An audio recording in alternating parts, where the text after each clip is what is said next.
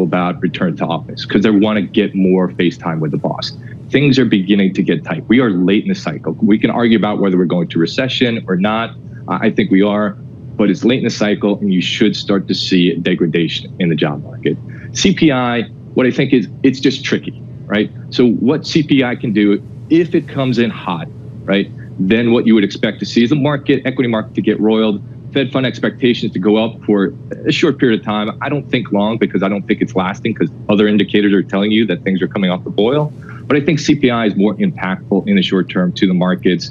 And if you get a hot number, equity markets will pull back for a period of time. If you get something that comes in much lighter, this rally that we're seeing, we think it will continue. Chris, can I pick up on something you just said? How people will respond to upcoming weakness. Is there a suggestion within that you might get a supply side response in the labour market as you start to get a deceleration in economic growth? I think so. I think, one of the things that's also happened is you had problems with, and we looked at the different pockets of the labor force, right? And prime age women it was an area that was lagging. And part of that was related to some of the COVID issues, complications with COVID issues, childcare issues, so on and so forth. That's improved. But what we're seeing for the most part is people are coming back into the labor force, and we think they'll continue to slowly be dragged back into the labor force. Not in leaps and bounds, but kind of in this grind going forward. And you're right, that's something else that we're really not talking about, and that's something else that can weigh on the job picture. Interesting. That's payrolls. Let's finish on CPI. CPI very close to 9% still if we get a reduction next week on headline. Core could be sticky. Chris, it's back to growth. I know from what you described, at least it sounds like to me that you're looking for that pre-pandemic playbook that worked so well. The NASDAQ ripping, big tech doing its thing. Chris, where does inflation and what you need to see fit into that call over the next couple of months? So John, something we've touched on in a not too distant past is we talked about 10-year break-evens. And we said if 10-year break-evens get in this 250 to 275% range, we think that's pretty good for your growth stocks. It's now it's slightly below 250. It's actually been in a range lower than we would have expected, in this kind of 225 to 250 range. As long as it's in this, sub 275 level, we think this is very good for growth, because what the bond market's telling you, what the 10-year in particular is telling you, is we're going to stagflation. You have reals pretty much close to zero, plus maybe 25 basis points, and you have break-evens at 250. That's an inflationary environment with not a whole lot of growth. By definition, that's stagflation, and that's good for your growth and your growth stocks. Where does energy fit in, Chris? Just a final one from me. Winner of the year. Yeah, so losing more recently. Your thoughts? So I think energy, energy is a place we're going to want to come back to probably in another 3 or 6 months. It just fits into that cyclical trade that we don't like at this point in time. But a lot of the policy is going to keep supply pretty tight. And what we've seen from the energy companies is they're doing a really good job at restructuring their balance sheets, at operating on profitability, not growth. And ultimately, there's a lot more quality. There's a lot more value in the space. We just think it's a little too early for that bounce to occur. And so probably another 3 to 6 months is where we get much more interested. Chris, awesome to catch up. A different perspective when there's so much gloom out there at the moment. Chris Harvey there of Wells Fargo saying you'll see the pain eventually, but ultimately you've got to wait. It's the first half of 2023 where things start to change in a more material way from him and a team, at least. That's their view. Equities unchanged on the S&P. The NASDAQ still doing its thing, up about 1/3 of 1%. Maybe we should consider, and I've raised this a couple of times over the last week, that Marko Kolanovic over at JP Morgan might be right now. He's having his time in the sun. He said this earlier this week: whether it's earnings or the Fed, we see a reset of investor expectations. Risk markets are rallying despite some disappointing data releases, indicating bad news was already anticipated, priced in. He's been looking for a big recovery in stocks. We've had one off the lows, that's for sure. BNP Paribas said something that stuck with me all week on crowding in. With the Fed laying the foundation for a more moderate approach in the back half of the year alongside resilient earnings, we see scope for further upside in the near term as market participants get crowded in. That was BNP. And then Max Kettner this morning of HSBC joining the rest of them, basically just saying wishful thinking. I think that was the title of the note from him and the team at HSBC. Wishful thinking. You get to pick your side. Right now, we're basically unchanged on the S&P. Coming up, the market moving events you need to be watching. Your trading diary just around the corner.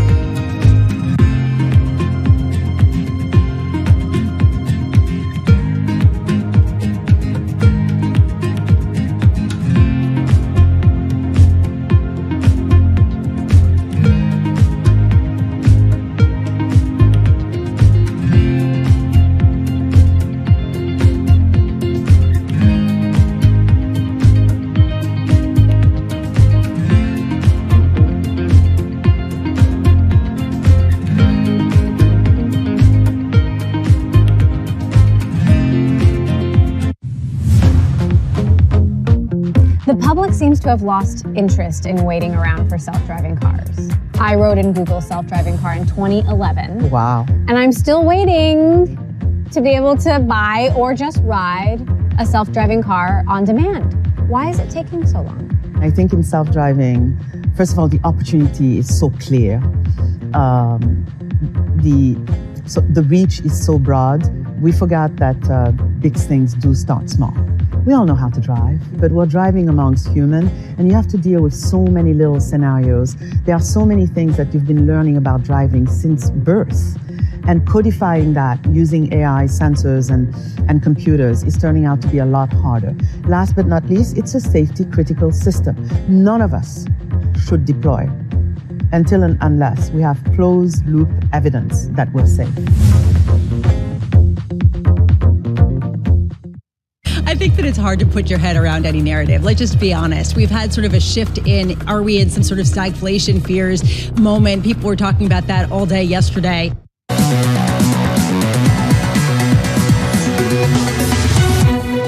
25 minutes into the session, so far so good, no real drama here, unchanged on the S&P, on the Nasdaq just about positive, up 0.1%. That's the price action. Here's your trading diary. President Biden hosting a roundtable with business leaders on inflation at 1:45 Eastern Time. Fed President Mester speaking later today with Barkin on deck for Friday.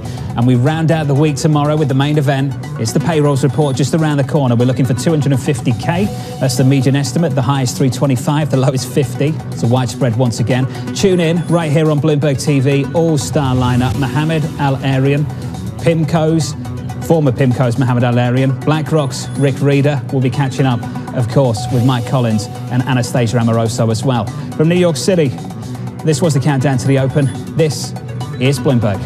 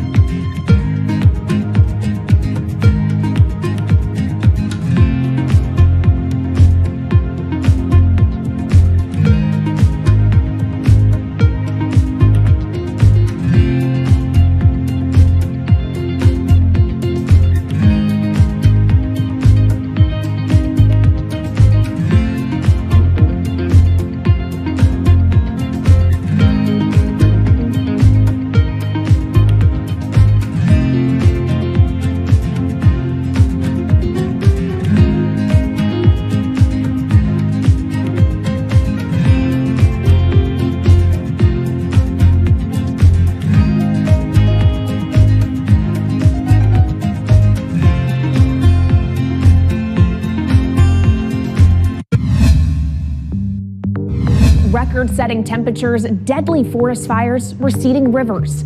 In this episode of Bloomberg Green, we're focusing on extreme weather. We'll explore the science behind the recent heat wave. It's going to get more extreme than it is now. I'm afraid that's inevitable. The consequences of extreme weather. There is overall low awareness that heat kills.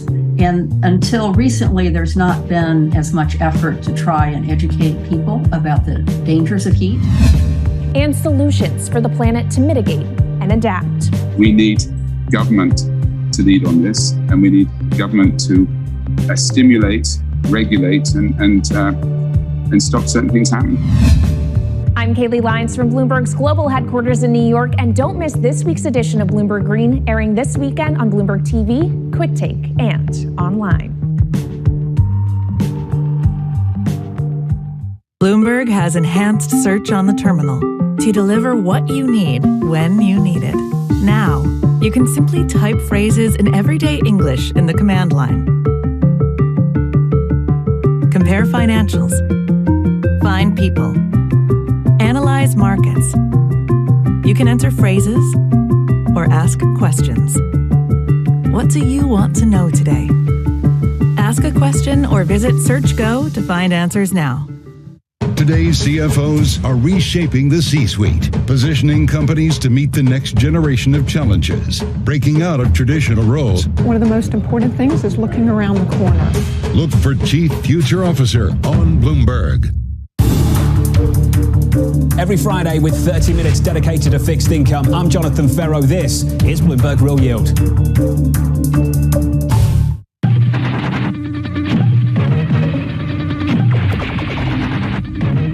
Pepsi's Number Fever campaign in the Philippines has probably gone down in history as one of the biggest marketing disasters in history, mainly because of a human error that led Pepsi to print more winning caps than they planned. The resulting chaos caused riots, civil unrest, and even deaths. Reporting this story took over a year, and it resulted in me flying to Manila in the Philippines to meet unlucky winners and to find out exactly what happened back then in the 1990s.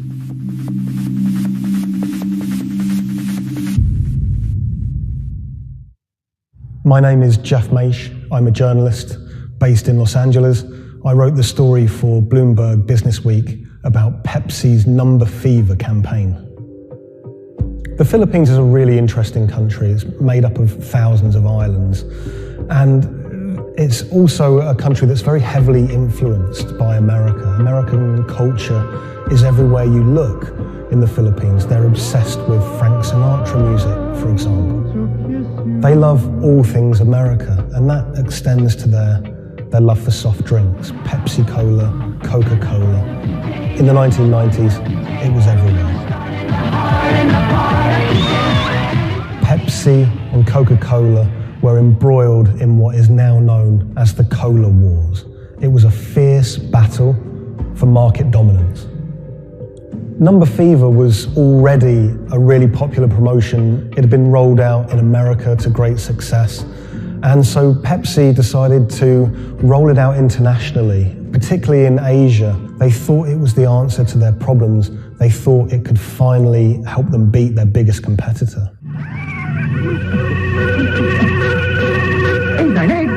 I won! Look for the winning number in Sari stores every day, also on TV, radio, and newspapers. You could be a millionaire. $1 million pesos, or $68,000, doesn't sound like a lot now, but in 1992, that was a phenomenal amount of money. You've got to remember that in the Philippines at the time, the average monthly income was about $100, so $1 million pesos was wealth beyond anyone's wildest imaginations. Number Fever caught fire in the Philippines. Kids were saving up their pocket money to buy a bottle of Pepsi. Parents were squirreling away all of the bottle caps in bags. You would walk down the street and people were going through trash trying to find discarded bottle caps. It was a national phenomenon. Pepsi boasted that half the population of the Philippines was playing it. Number Fever boosted Pepsi's sales every month from $10 million to $14 million. It had a huge impact on Pepsi's bottom line. Number Fever quickly became number hysteria. Maids were being jailed for stealing their employers' winning bottle caps. There was even some murders over winning bottle caps. People were fighting in the streets over these caps. There were signs that there were going to be problems with Number Fever very early. Pepsi had rolled out the competition in Chile, and a garbled fax had caused some kind of problem with the winning number. They'd announced the wrong one, eye on the ball. So in 1992, Pepsi decided to extend the campaign in the Philippines, and they announced that the competition would go on for a few more weeks. One night, on the television news, they announced the latest winning number, 349. The problem was, 349 had already been allocated as a non-wins of thousands of bottle caps with 349 just floating around the Philippines. Hundreds of thousands of people all across the Philippines, thousands of islands, were finding winning bottle caps. 349, 349. Some people had 10 lucky 349 bottle caps. People were dancing in the street, celebrating. They thought their problems were over. They were millionaires. It's still not certain exactly how many winners there were of Lucky 349 bottle caps, but we know that Pepsi printed over 600,000 of them. Pepsi realized very early that there was a problem. Hundreds of people started arriving at their bottling plants with their Lucky bottle caps. They realized something was seriously wrong. Pepsi tried to solve the problem by offering a small token donation to anyone that brought a Lucky bottle cap to their bottling plant. But it wasn't enough. People didn't want just a handful of pesos. People wanted their million peso prize. Within a year, violent protests and riots outside Pepsi factories would leave dozens injured and 5 people dead. At one Pepsi factory in the Philippines, a grenade was thrown through the window. It killed 3 Pepsi employees.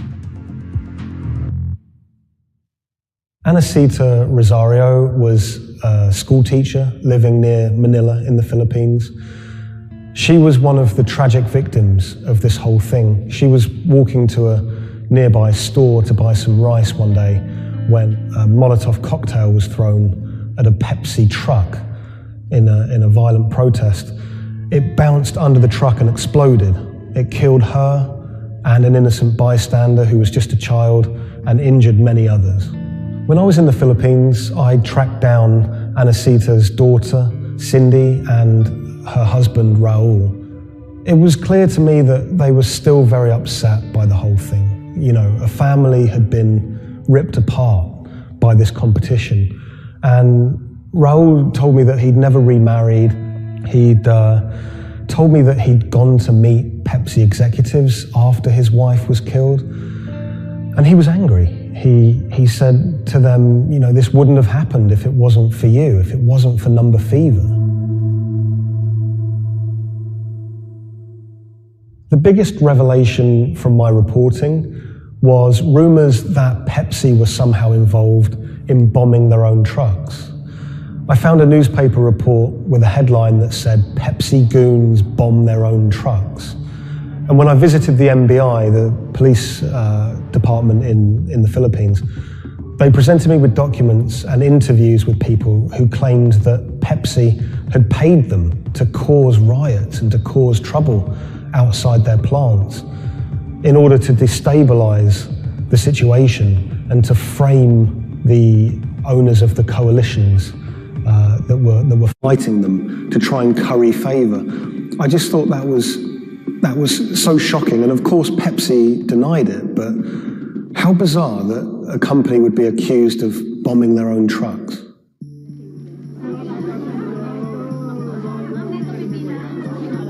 The contest had sparked so much anger in the Philippines because it landed at just this really weird time in the Philippines' history.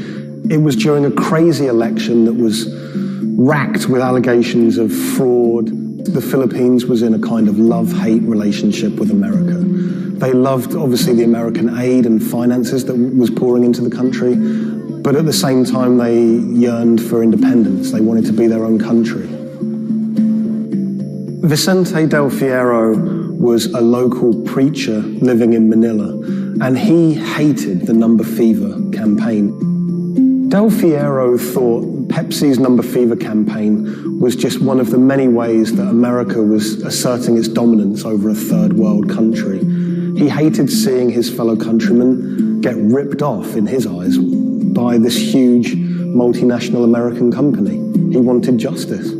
Del Fierro rounded up over 800 winners of 349 bottle caps, and he got them all together to sue Pepsi for over $400 million to be divided between those holders of Lucky bottle caps.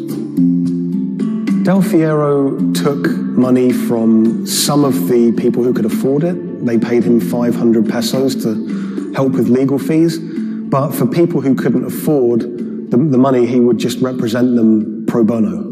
The alliance paper is to build up pressure on Pepsi. And so you see people marching in the streets. So we have mounted our own campaign even in the U.S.